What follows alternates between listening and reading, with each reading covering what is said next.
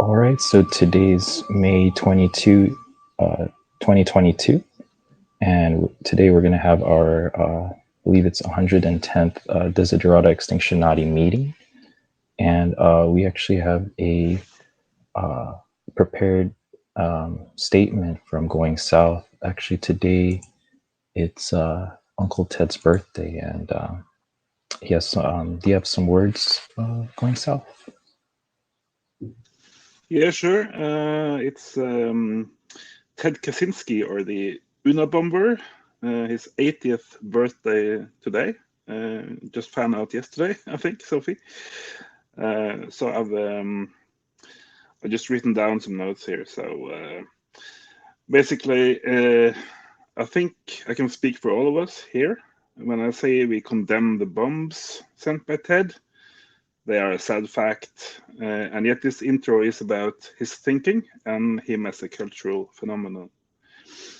So, to the timing of Ted as a phenomenon in the, I think, 1970s, 80s, and 1990s. But most of us only heard about him in the 90s. So growing up, with Ted becoming a sort of celebrity, as I personally started my IT career in the 1990s, this obviously was a very bad match. Not only was I against any sort of violent crimes like that, I was also a pioneer surfing the internet wave. I can see clearer now in retrospect, but Ted's aversion to tech also reminded me of our Nobel Literature Prize winning author Hamsun, who for some reason didn't like the telegraph. Although tech was fine, he just happened to draw his line in the sand at the telegraph. It seemed arbitrary to me, and to tie it back to Ted and to my previous piece on Reddit, the question of whether Ted was right or not boils down to when we think humans hit our tipping point, triggering with necessity all the climate tipping points and all the rest of it. So to cut a long story short, going berserk and attacking computer shops would seem both strange and irrelevant if humans had already passed our tipping point when choosing an agrarian line of work 10,000 years ago. So at this time, I'd already spent hours and hours defending tech in our deep green university ecology club conversations. My argument would basically be that not all tech is created equal. There are commercial jets and there's email for a start. These are two very different things when it comes to resource use. Just imagine if all of us had to travel to Ireland every week to chat on a Sunday.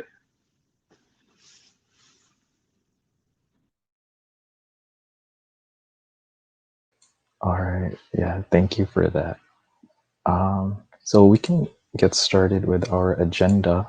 And Sophie actually set up something regarding health and medicine. But before we go into that, if anyone has any pressing questions, we'd like to address those.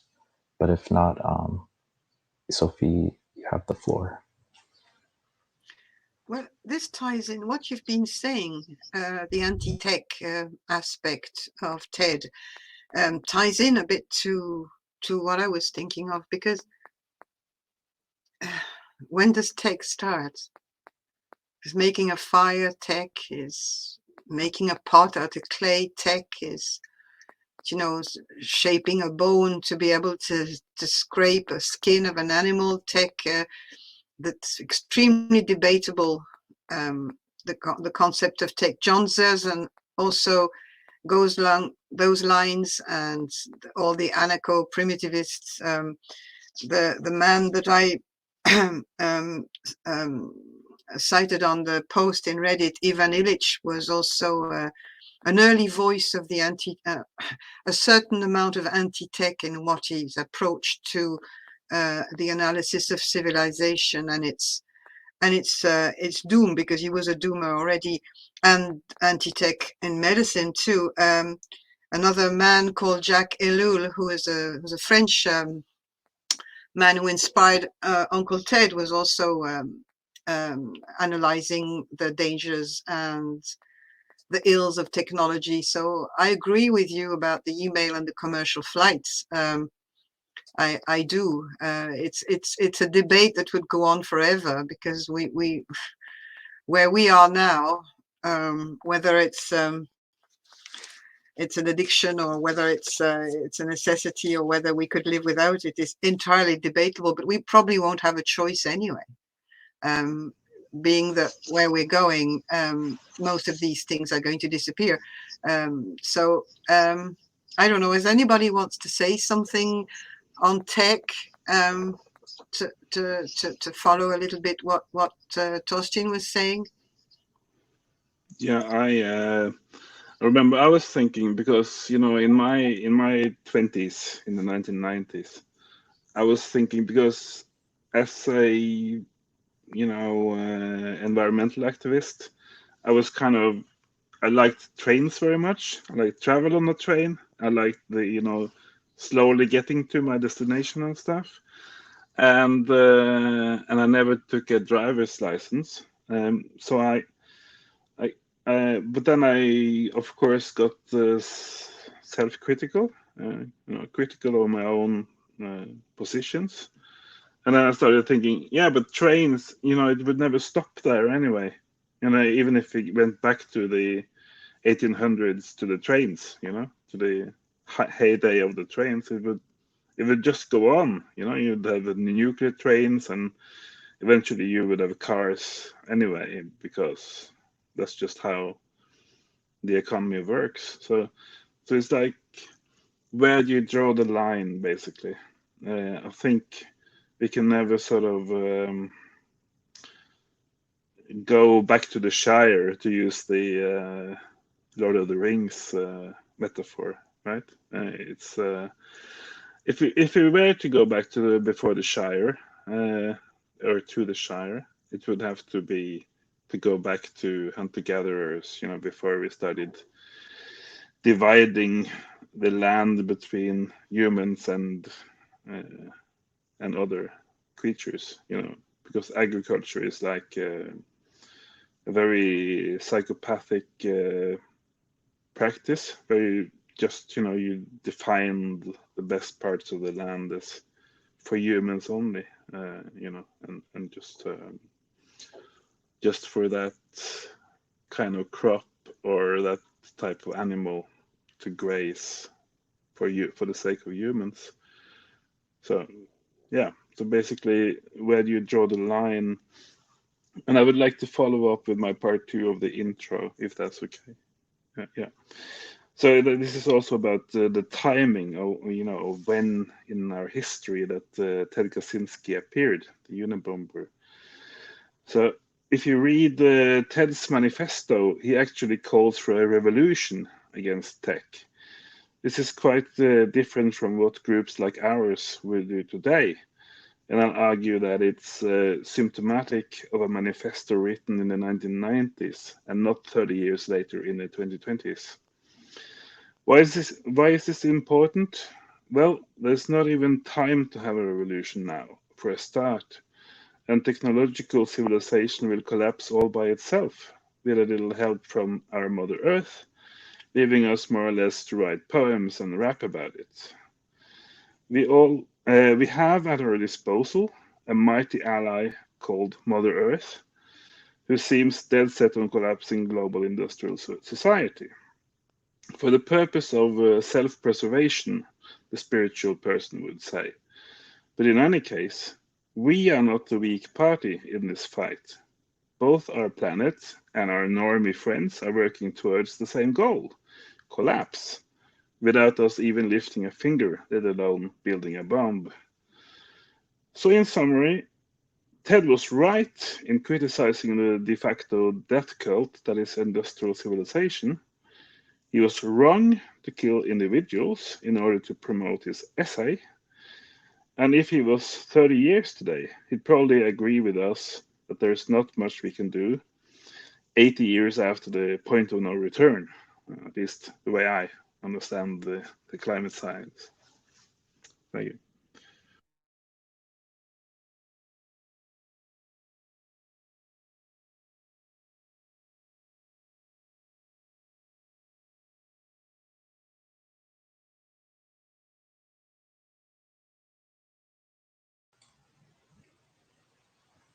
That's great.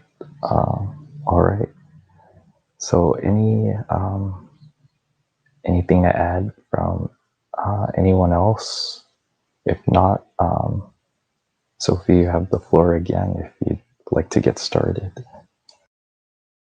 Yeah, but I'd like to stay a little bit on what Torstein is saying, because All right. it's very important to realize that we don't need to do anything at the moment, except maybe for our mental health. Sometimes, accomplish stealth actions to protect, like we said in a previous meeting, to protect some part of the environment that is dear to us, or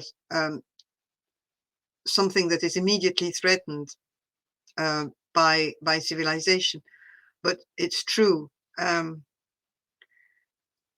Not much is needed at this stage. I can understand why Ted was so frustrated in the 90s, where the signs were not so obvious, maybe for him, especially when he had lived as a hermit for nearly 20 years in his cabin. So he was really cut off from what was happening in the rest of the world. And I'm not justifying his actions at all, but I'm saying that he wanted his manifesto to be read, and he used the wrong method, because nobody would have read the manifesto anyway if he hadn't done that. But yeah, he didn't have the grasp of the tipping point we have reached now. He probably didn't have the climate science either at his disposal. I'd say also that the internet hadn't developed as it has now. So he couldn't be in an attitude of near acceptance, waiting for the normies to perpetuate the the fall and the collapse. So I completely agree with what you're saying. It's still a fantastic manifesto that he has written, and I still think that it has a lot in it, especially when it analyzes the responsibility of the left. I think there's a really big chunk of the manifesto about that, and I think Hugh was very much on that line of thought. Also, he is a mathematical mind, and he has really explored very logically all the little corners of our civilization, and his manifesto is still a good read. I think it's still a good thing that we have it, and I still dip into it. There's not just a manifesto. There's been other writings that he published later on when he was in jail, and I've read them. I think that they also got a lot in them. I don't know if anybody else wants to say something about this. Yeah, I totally love his Ship of Fools, which is one of those other stories that he wrote alongside the manifesto, and that's, I guess, where he goes very much in battle with the leftism or leftists. It's basically a story about this ship going towards the North Pole, or going, up into the Arctic, and the North is here, or sort of symbolizing the certain death, because it's going, up into the cold, and there's icebergs, and everybody will die basically by going north. And on that ship, you have a crew that is sort of the evil ones, sort of the leaders of civilization or capitalism or something. And you have the deck, some kind of guy on the deck who's cleaning the deck. He's sort of the eye person, or the protagonist, and he's saying that we have to stop going north because everybody will die, and this is a ship of fools, and we're all gonna die if we don't turn this ship around. And then everybody else says, yeah, we should certainly stop the ship going north, but look, we have other issues, like people are, I'm black, and people are calling me names because I'm black, and there is a homosexual guy who says that why should I have names said to me just because I suck cock, and all that kind of stuff. So everybody wants their own specific situation to be better before they can collectively sort of work towards turning the ship around.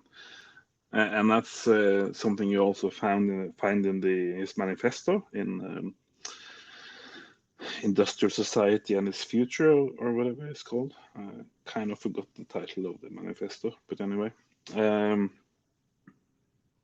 problem of having all these kinds of smaller fights or battles on the left, and people kind of defining themselves from those battles, and yeah, so basically being egotistic about your own kind of sort of group, or your group struggle or something.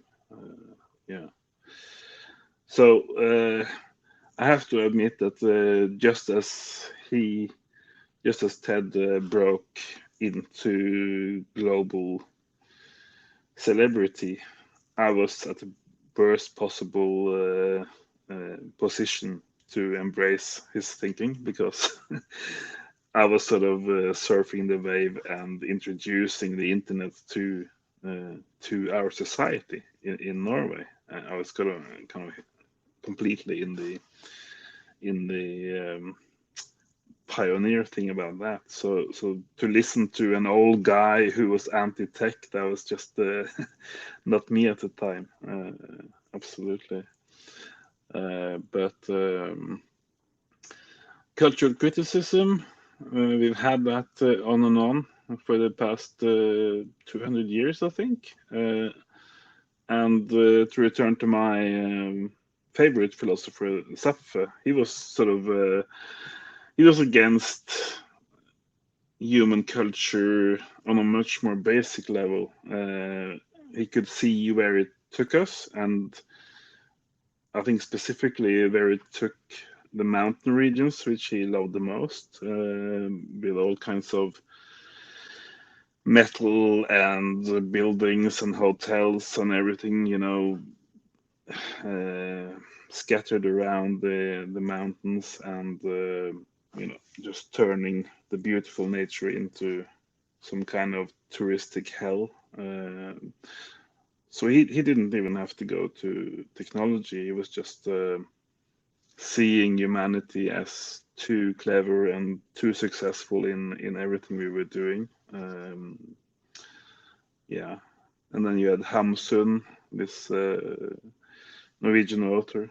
He was fine with everything in society, but the telegraph. Oh no, we couldn't have the telegraph. People shouldn't be able to send telegraph messages to each other because then the sky would be falling. And yeah, so it seems that up through the history, people have, or thinkers anyway, have drawn the line in the sand at different, more or less arbitrary stages of things. But it basically just goes way longer back than the telegraph or the computer. That's just where some people choose to draw the line, I think. But don't you think that this goes back to something deep, maybe at the level, very unconscious, instinctive level that that perceives the Dunbar number as a vital thing, and that anything that kind of increases this is leading us to where we are. I mean, I'm not. I know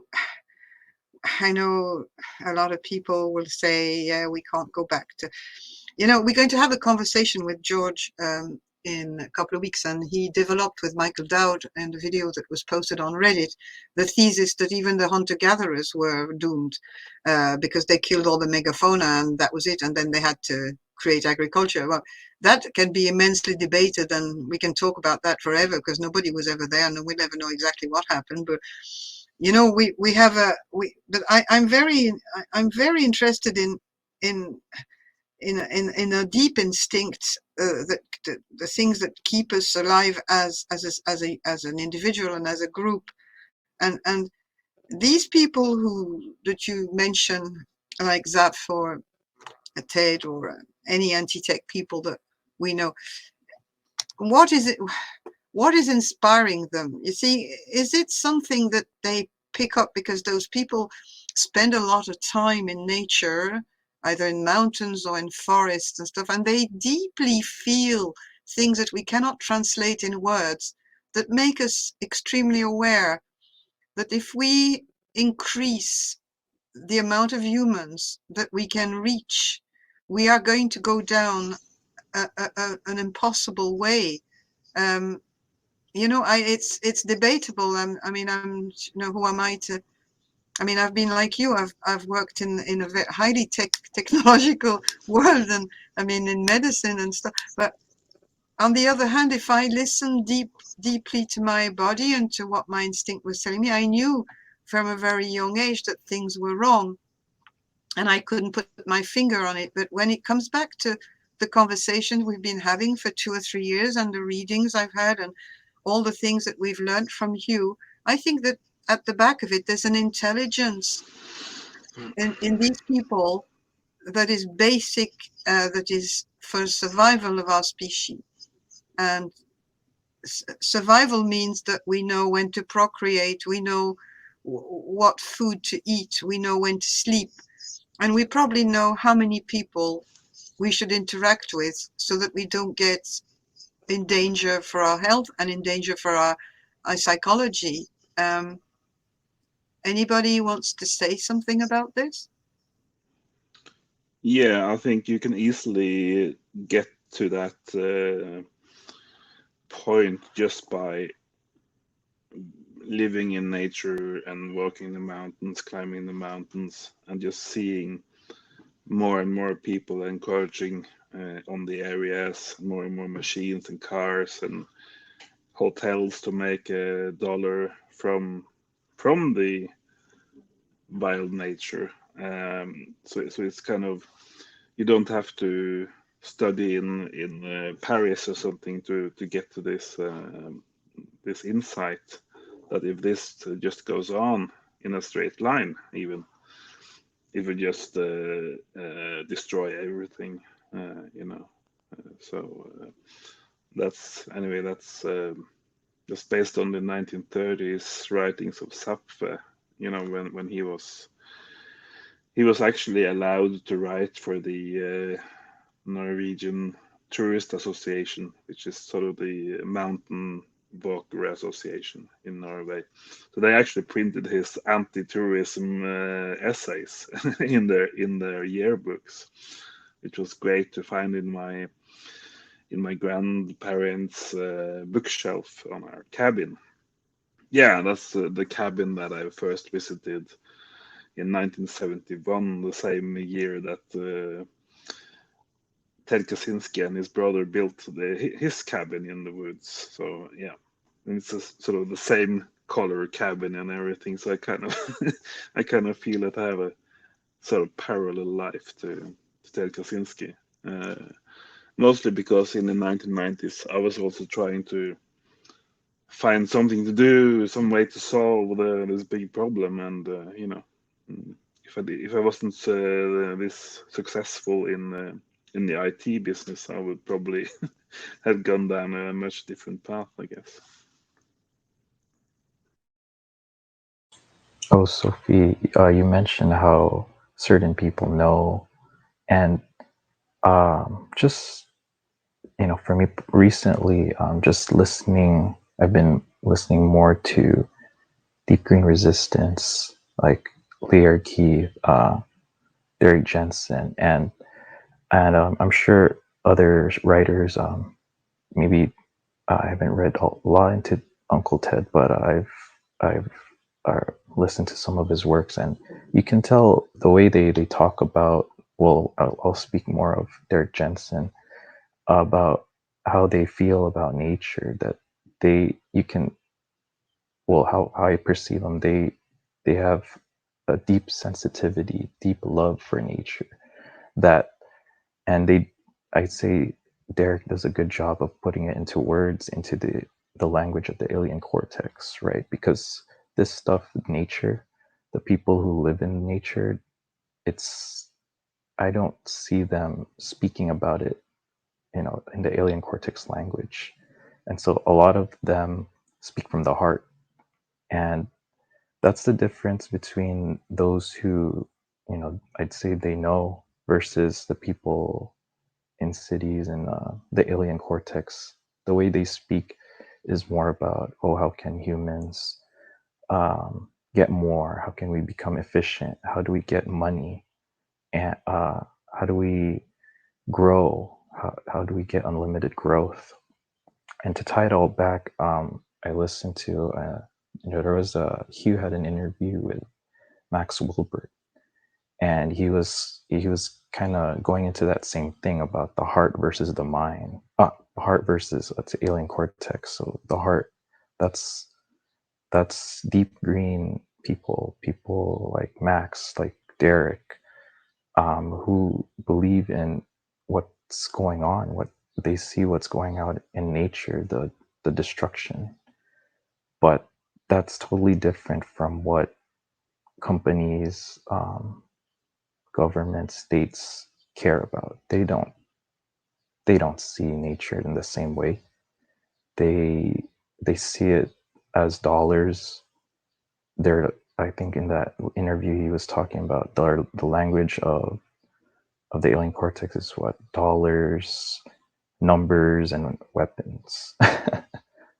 And so that's totally different from what, the heart and what people who live in nature are about, right? We don't see that as an important thing.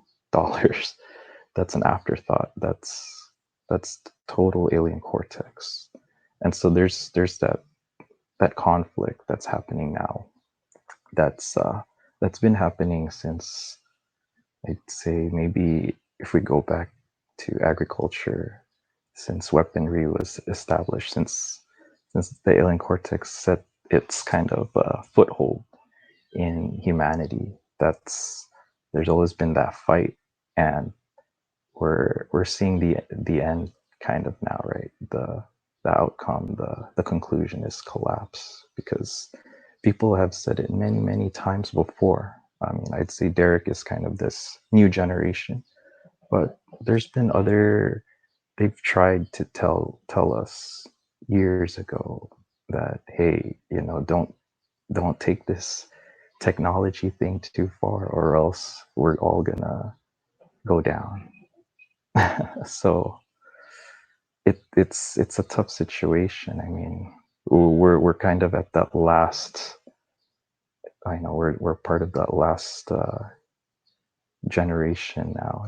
It's kind of a Hail Mary pass. What can we do?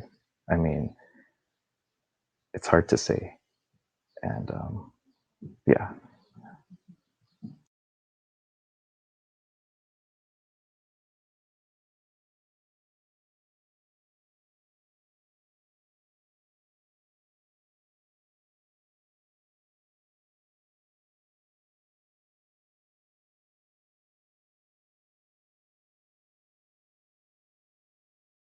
Yeah, and then Going South says, how can we turn this waterfall into dollar bills? And he referred to J.R.R. Tolkien. Yeah, yeah, totally different languages between alien cortex and nature. And I'm glad Hugh actually, he was one of the, for like, when he mentioned alien cortex and the different ways of thinking, it opened my mind, because I would say I was in that same boat of being a technologist at one point and saying, oh yeah, the only way, even at some point when I knew about climate change, I was in the boat of the the bright green lies, and solar panels, and I'm sure some of us were in that camp at one point, until we realized its true nature.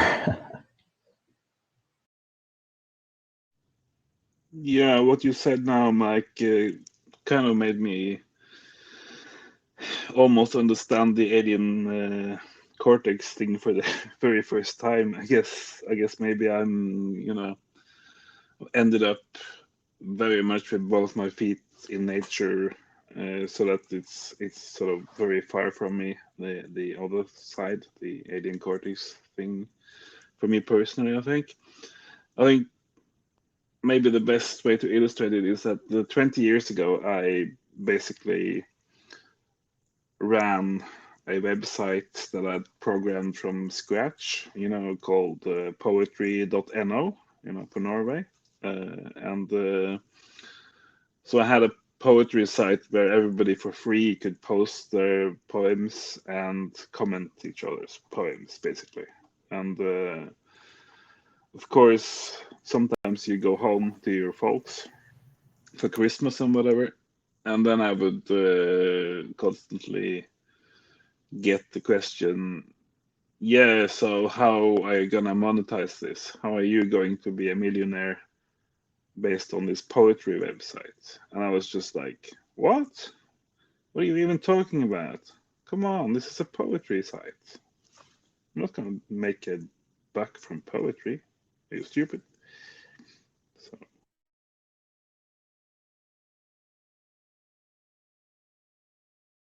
Yeah, I get what you're saying. I think the alien cortex way of thinking is not just that. It goes beyond. I think it participates too with this ego trip that they were having on the ship of fools that you were describing. It's this inflation of the ego combined. And a consequence of our civilization, or I mean a cause of our civilization. So it's an enormous amount of things. It took me a long time to get the concept of alien cortex to myself, except that I got some insights. For example, I was listening recently, and I think I posted something like that about that on Reddit, to the first conversation. I think it's the first conversation that Hugh had with George. So I was listening to it before I invited him to have a conversation with us, and in some place in the conversation, I think around 30 minutes and to about 40 minutes, there's 10 minutes where Hugh explains very well his concept to George, who hasn't a clue what he's talking about when he's talking about alien cortex. So there's different ways of coming to that, you know, and there's different words. Hughes says himself that he prefers to use that instead of intellect, instead of mind, instead of there's all sorts of synonyms that you can put on the word alien cortex. It's a very there's a lot of terms, and I think he used that as a kind of a his mark, more or less, you know, because nobody had ever used that term, and because it's alien to our species, Homo monkeys, so it's something that came that suddenly was alien. But that's really the name. But I think there's plenty of ways to approach this concept. Yeah.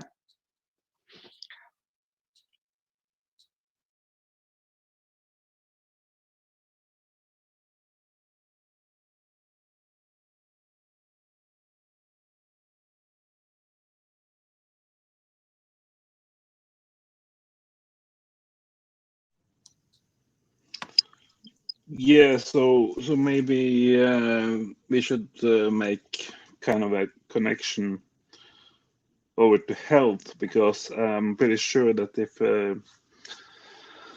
Ted Kaczynski was free and active today, he would have something to say about the monkeypox and the corona panic and the forced vaccinations. You know, it's very anti-freedom, I think, and I was personally quite shocked this February and March when the Canadian government, you know, totally at the end of the whole pandemic, they wanted to really hard force everybody in Canada to take the vaccine, and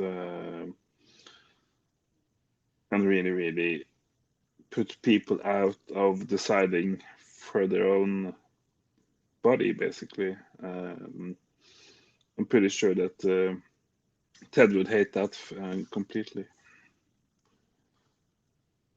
That's for sure. But you know, another link with health is that if a thing like when Hugh said that several times in meetings when we started to talk about the quarantine and everything. When epidemics used to happen a long time ago, first you didn't hear about them because you didn't have the news and you didn't have internet, and second you had this kind of, we didn't have the transports. The plague at the 14th century killed an enormous chunk of Europe, but that was during a time of big pilgrimages and wars and crusades and starting of trade. Every time there's been epidemics of a size, it was happening at a time where there was massive groups of humans, where cities were starting to develop, and there was either wars or big events. But I think, like the Spanish flu, for example, that hit Europe after World War One, killed a lot of people. It was a horrible thing, but you didn't get this you didn't see the powers that be use it to implement certain agendas that they are as they're doing now. You see, so now the narrative is totally changed. I'm a bit confused. I don't know where to go. But do you follow what I'm saying? We're in a, you see, people, health has, and then I'm going to come back to health. I think I want to read you an introduction to what I was thinking, because it's a conclusion of a book that I really like, that I've read when I was young, when I was turning to medicine, and I discovered this guy by chance, and it completely blew my mind, because he was questioning everything, and he was putting he was filling all my doubts with his profound common sense. So what he says there, if you mind, it won't be long. A world of optimal and widespread health is obviously a world of minimal and only occasional medical intervention. Healthy people are those who live in healthy homes, on a healthy diet, in an environment equally fit for birth, growth, work, healing, and dying. They are sustained by a culture that enhances the conscious acceptance of limits to population, of aging, of incomplete recovery, and ever imminent death. Healthy people need minimal bureaucratic interference to mate, give birth, share the human condition, and die. Now, that says a lot of things.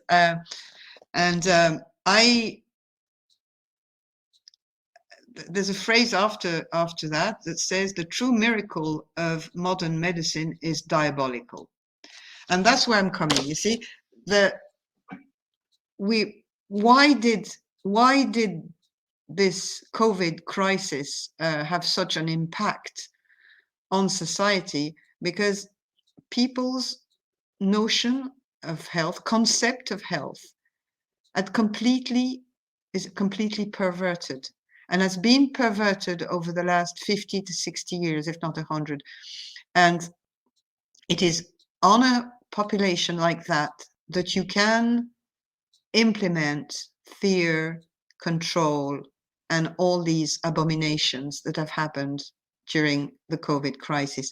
A thing like that would have never happened if people still had, I was going to say, a healthy concept of health. Would you like to add to this?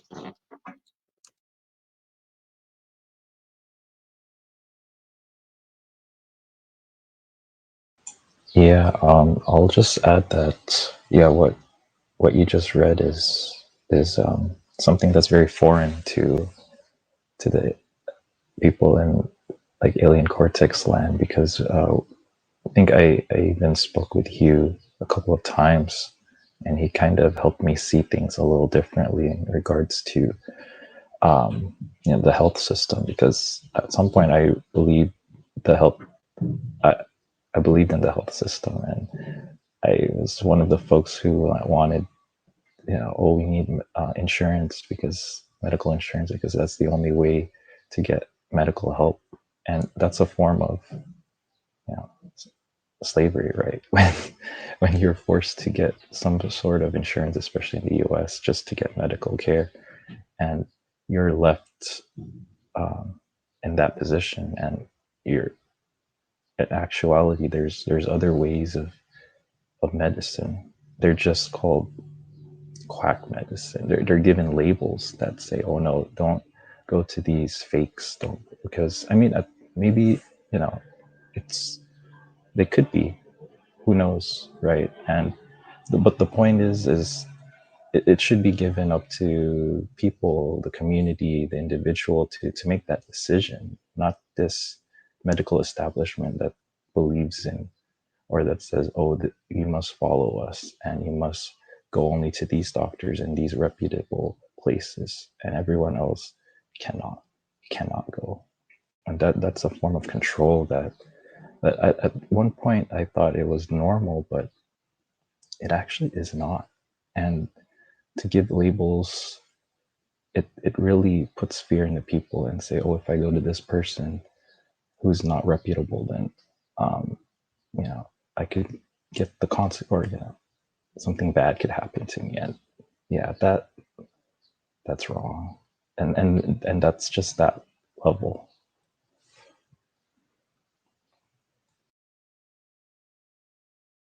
Yeah, we have to even go back to the concept of disease, because it's only in a very recent time that a certain way of thinking and rationality has given names to diseases. It's very, very recent. People used to talk about having a discomfort or this or that. There's a certain form of systemic thinking, or not systemic thinking, rational thinking, that permeated the evolution of medicine and started to classify, to put numbers, to measure, to classify, to put labels. And that's when diseases were invented. Before that, I mean, I think disease is an invention. I profoundly think that we are in a kind of a prison system in medicine, where we have created, like Hugh used to talk about the DSM in psychology or psychiatry. You know, we've put numbers and this, and your ABC form this of that. And it's the same. The Greeks had described, and Hippocrates had described certain forms of ailments of the humans in beautiful words, actually, but it didn't come to this mountain of classification that we have now. You have completely imprisoned the human into a system of diseases that doesn't exist really. But we are in that, so everybody reacts like that. We grew up like that. Our parents, the school, the system, the hospitals label you with this, and you're a prisoner of that, and automatically you're going to be distressed because you're being told that you have this, so you're going to turn to this medicine, you're going to turn even to herbs or whatever, but you're still going from a way of thinking that is wrong. It isn't. This is only a recent thing. We are totally trapped in this. And I don't know how. I'm really not very good at explaining things, but I hope that you would tell me if you want me to clarify what I'm saying, because I understand what I'm saying, but I'm probably not getting it across as well as I'd like, and I probably will be repeating myself on this. But do you grasp what I'm trying to say? No, I think you're good. I think you explained it perfectly well. I understand what you're saying anyway. So yeah. Sophie, if you can clarify, do you mean that what I'm thinking about, like the word disease is dis-ease, discomfort, and that's kind of what came to my mind when you talked about the concept of disease. And it seems like right now there's like, because people like convenience and worship technology, it's almost as if we look at doctors as doing, in a way, magic, like take this one pill and you'll be fine, or let's operate on you and it'll solve your problem. So it's as if it's focused on just one part rather than looking at the whole system of the body. Is that what you're trying to kind of share with us? Because I just think that like some, I've been following, of course, on the internet, and somebody uses the word like our body is like a terrain. So if we are not healthy or healthful, or living a healthful life, then of course we will succumb more easily to to whatever's out there. But I don't think it's a combination of just, or it's just one thing, like take this pill and you'll be well. It's almost like it's like the soil. We have to tend to it well by eating right, exercising, getting enough rest, avoiding stress. So I don't know, that's what I'm getting from you, is that classification of this is one thing that's wrong with you, and if you do this, take this pill, you'll be fine. Yeah, to a certain extent, you're saying what I'm. Yeah, but you see, that's why we have to come back to, and it's debatable, and we like to discuss this. It's the principle. What is health? Health for me is adaptation. It's how it's a balance, like in animals. It's the result of certain inner resources of your daily life, of your diet, of your sexual activity. It's not something that can be defined by measurements and classifications. And if we start to look at health from the point of view of what Mike has used as the island cortex, so, and I think he is right there, we go down the trap of imprisoning people in fear and of taking away this natural limits to our life. Like for example, we're going to die. Nothing is perfect. We're going to be recovering all the time from some little ailments. We're going to come back from other ailments, but we are not. We are enabling a medical system that has started to emerge at the beginning of the 20th century, and has completely perverted the use, for example, of hospitals. Hospitals used to be a place where you used to go and die, basically, or for people who were in the street, or and it became at the beginning of this century a place where doctors would experiment and learn on on all sorts of illnesses. I mean, the whole concept of health has evolved so much in the West anyway. I can't speak for India and China because I don't know the culture enough, and I wouldn't be able to do that. But we have to realize that as industrialization has come in, medicalization has stepped in too, and has completely changed our rapport with our body. And we're talking all the time about anti-tech. We're talking all the time about the damage of industrialization. We have to understand that we need to address also how we look at health, because there is an enslavement. People are enslaved in a medical system that is absolutely an abomination. The introduction of Ivan Illich Limits to Medicine book is, wait a second now, because I've got the book on my desk, and the first phrase of the book is the introduction: the medical establishment has become a major threat to health.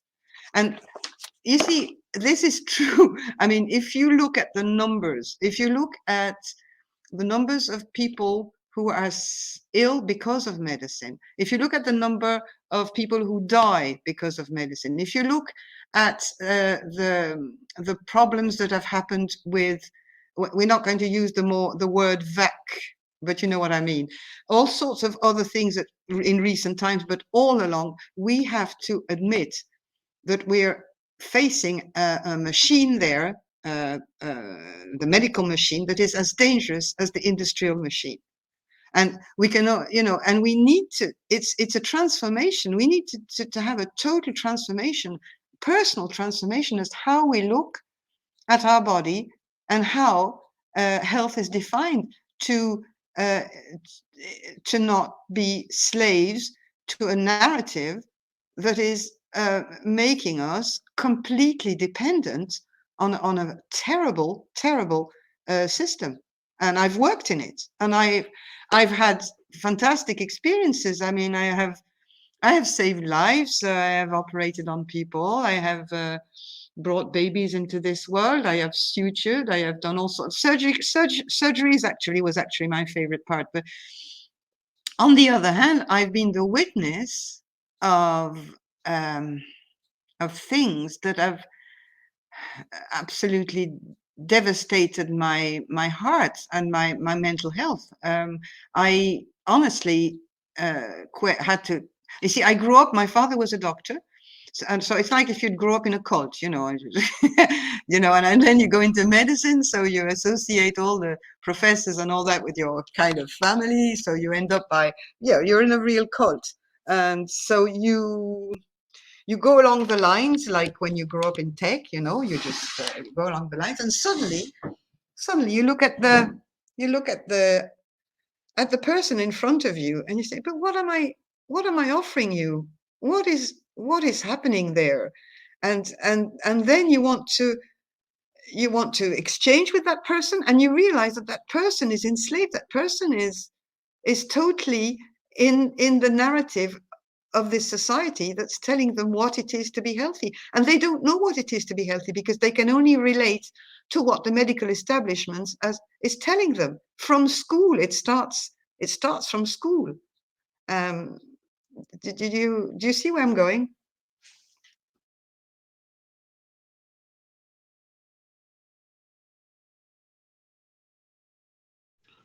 Yeah, it also sometimes starts at home, because I think I was, or my class at school was kind of the last generation to not have 50% what do you call it, asthmatics or allergics in the class. So it's I think it's pretty well proven that if you over clean your house where you live, then your kids will be more asthmatic or will have more breathing difficulties. Yeah, so you can be too clean at home. And I think they studied like in the 1980s or something that you'd get over half of the pupils in your class would have some kind of asthmatic difficulties.